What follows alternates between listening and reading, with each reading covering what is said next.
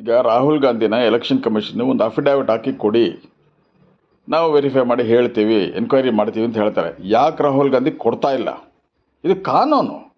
ಅವರು leader of opposition in parliament. ಒಂದು ಪಿನೇ ಕಾನೂನನ್ನು ನಾನು ಫಾಲೋ ಮಾಡಲ್ಲ, ನಾನು ಹೇಳ್ದಂಗೆ ನೀವು ಕೇಳಬೇಕಂದ್ರೆ ಇವ್ರು ಯಾರ್ರೀ? ಕಾನೂನು ಯಾವಾಗ ಮಾಡಿದ್ದು? ರಾಹುಲ್ ಗಾಂಧಿ ಹುಟ್ಟಿದ ಮೇಲೆ ಮಾಡಿದ್ದಿಲ್ಲ, ಮುಂದಿನ ಆವಾಗಲೇ ಕಾನ್ಸ್ಟಿಟ್ಯೂಷನ್ ಮಾಡಿಟ್ಟಿರೋದು. ಈಗ ಬಂದ್ಬಿಟ್ಟೆ ನಾನು ಹೇಳ್ದಂಗೆ ಕೊಡ್ಬೇಕು, ನೀನು ಹೇಳ್ದಂಗೆ ಕೊಡಬೇಕು ಅಂದರೆ ಇವಾಗ ನಾವು ಕೇಳ್ತೀವಿ, ಚೈನಾ ಪಾರ್ಟಿ ಜೊತೆ ನೀವು ಅಗ್ರಿಮೆಂಟ್ ಮಾಡೋರಲ್ಲ, ಎಲ್ಲ ಇನ್ಫಾರ್ಮೇಷನ್ ಕೊಡ್ತೀವಿ ನಿಮಗೆ ಅಂತ, ಅದನ್ನು ತೋರಿಸಿ ನೋಡೋಣ. ತೋರಿಸಲ್ಲ ಅಂದರೆ ನೀವು ದೇಶಕ್ಕೆ ಎದುರಾಗಿ ವರ್ಕ್ ಮಾಡಿದ್ದೀನಿ ಅಂತ ಹೇಳ್ತೀವಿ, ಕೊಡ್ತಾರಾ? ಹಂಗೇನೆ ಎಲ್ಲದಕ್ಕೂ ಕಾನೂನಿದೆ, ಹಂಗೆ ಮಾಡಬೇಕು. RT ಅಪ್ಲಿಕೇಶನ್ ಫೈಲ್ ಮಾಡಿರಿ, ಪ್ರೊಸೀಜರ್ಸ್ ಇದೆ, ಅದ್ರ ಪ್ರಕಾರ ಹೋಗಬೇಕು. ಇಲ್ಲ ನಾನು ಹಿಂಗೆ ಕೇಳ್ತೀನಿ, ನೀವು ಕೊಡಲೇಬೇಕು ಅಂತ ಹೇಳ್ರಿ, ಕೊಟ್ಬಿಡ್ತಾರಾ? ನಾನು ಕೇಳಿದ್ರು ಎಲೆಕ್ಷನ್ ಕಮಿಷನ್ ಅದೇ ಹೇಳೋದು, ರಾಹುಲ್ ಗಾಂಧಿ ಕೇಳಿದ್ರು ಹೇಳೋದು, ರಾಹುಲ್ ಗಾಂಧಿ ಅಮ್ಮ ಕೇಳಿದ್ರು ಅದೇ ಹೇಳೋದು. ಯಾಕಂದರೆ ಅದಕ್ಕೆ ಕಾನೂನು. ಯಾಕೆ ರಾಹುಲ್ ಗಾಂಧಿ ಕೊಡ್ತಾ ಇಲ್ಲ? ಸ್ವಲ್ಪ ಯೋಚನೆ ಮಾಡಿ.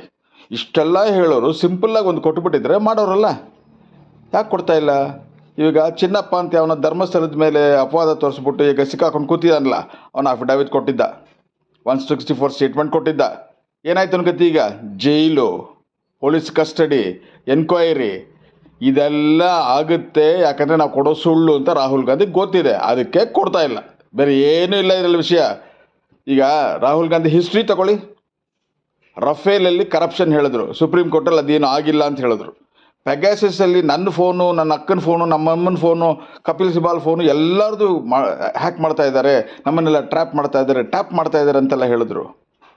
ಸುಪ್ರೀಂ ಕೋರ್ಟ್ ಹೋಯ್ತು ಕೇಸು. ಸುಪ್ರೀಂ ಕೋರ್ಟ್ ಏನು ಹೇಳಿದ್ರು?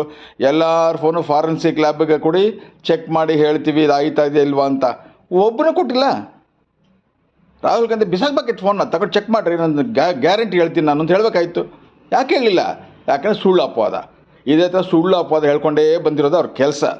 ಒಂದು ಸತ್ಯ ಮಾತಾಡೋಲ್ಲ, ನಿಜ ಮಾತಾಡೋದಿಲ್ಲ, ಸುಮ್ಮನೆ ಒಂದು ಯುಫೋರಿಯಾ ಕ್ರಿಯೇಟ್ ಮಾಡಬೇಕಷ್ಟೇ. ಹಂಗೆ ಮಾಡ್ತಾ ಇದ್ದಾರೆ ಅವರು. ಅವ್ರಿಗೆ ತಾಕತ್ತಿದ್ರೆ, ನಿಜವಾಗ್ಲೂ LOP ಥರ ಬಿಹೇವ್ ಮಾಡಬೇಕು ಅಂತಿದ್ದರೆ ಅವರು ಅಫಿಡಾವಿಟ್ ಕೊಡಬೇಕು. ಕೊಡದೇ ಇರೋ ಮುಚ್ಕೊಂಡು ಕೂತಿರ್ಬೇಕು. ಸುಮ್ಮನೆ ಸುಳ್ಳು ಅಪವಾದ ಹೇಳಬಾರ್ದು, ದೇಶನ ಹಾಳು ಮಾಡಬಾರ್ದು. ಇವ್ರ ಕೈಲಿ ಕೊಡೋಕ್ಕಾಗೋದಿಲ್ಲ, ಅಫಿಡಾವಿಟ್ ಕೊಡಲ್ಲ. ಇವಾಗ ನಾನು RTIನಲ್ಲಿ ನನಗೆ ಸಾಫ್ಟ್ ಕಾಪಿ ಕೊಡಿ ಅಂತ ಕೇಳಿದ್ದೀನಿ.